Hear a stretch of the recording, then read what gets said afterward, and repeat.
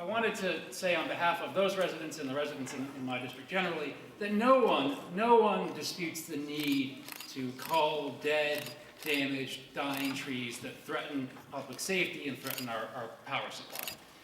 But as you know, and as you've heard already, and you'll hear tonight, this one-size-fits-all approach we don't think works, nor does it take into account the differing nature of each home, each street, each neighborhood, each town, not only obviously in Hamden, but elsewhere throughout UI's service area.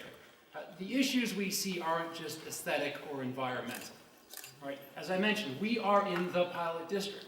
So we've got some actual practical recommendations for you based on our experience thus far with UI and what we've seen from them and how we've interacted with them and how they've interacted with us. But I would implore you tonight to consider what you hear and move forward with them in your draft decision as well. There's no reason why the things we're talking about legislatively you can't embed into your decision as well, and that way we've got it covered from both angles. So let me run down a few of those things. What's been clear to us in interacting with UI, and that they've come to meetings, they've been responsive.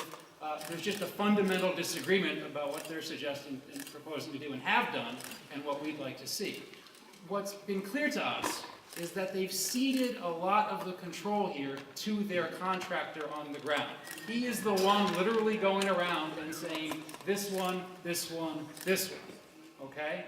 And what we've not seen from UI in any of the public meetings or presentations is an actual forest management plan designed for each street, each neighborhood in Hamden, in the pilot area and beyond. That's what we have. And here's just a couple of other recommendations. Again, you heard from the speaker that we'll be moving legislatively on a very important issue, and that is to require affirmative consent from a private property owner before any tree is taken from that owner's property. That's the fundamental problem. I want to be fair to UI. They've said they won't do that. And I believe them, and they haven't done that without consent. But what they say is different from what we require, and I'm concerned that there's a fundamental disconnect between what they say on a corporate level and what their contractors do on the ground floor. Because we've actually had circumstances where they've told people, the contractor has told people, if you don't agree, you will be charged if the tree comes down and causes a power outage. I didn't just hear that from someone else. I'm the one who heard that from a contractor outside my own property. It was remarkable to me, and I know it's not true, and I know you know it's not true. So why not embed that into your decision? Things like that we can give instructions to the utility. You can't say things like that. It's not true. A couple of other just points we'd like to see is a dedicated phone line and email account, prominently displayed on the notice that goes on those trees and that gets hung on those doors. Here's the number to call. Here's the email account to contact if you object to what's going on. As you know, the current law gives people 10 days for trees in the right-of-way. Let's make it easy for people to voice their objections, because right now, it's not clear how they're supposed to do that. You can solve that problem very easily in your draft decision by requiring that dedicated phone line or email account where people can have questions answered and objections can be lodged. It's a simple solution for you guys to embed in your decision. Conduct a biannual review, at least, of what the utilities are doing. Get feedback and alter the plan as you get that feedback. We're doing pilots.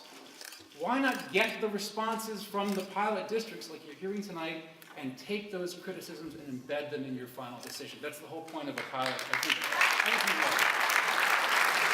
we're going to hear several times tonight the request that the utility be required to replace a healthy tree with right tree, right place, and to take care of stump grinding at the customer's request.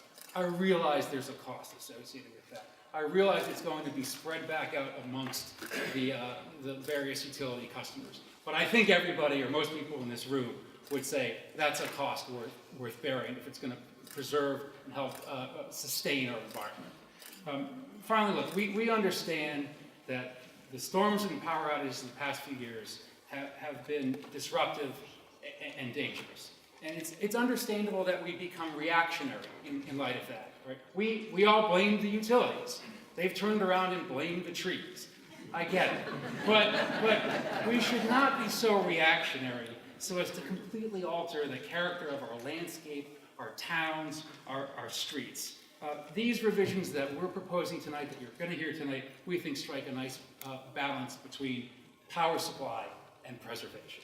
Thank you again for coming out.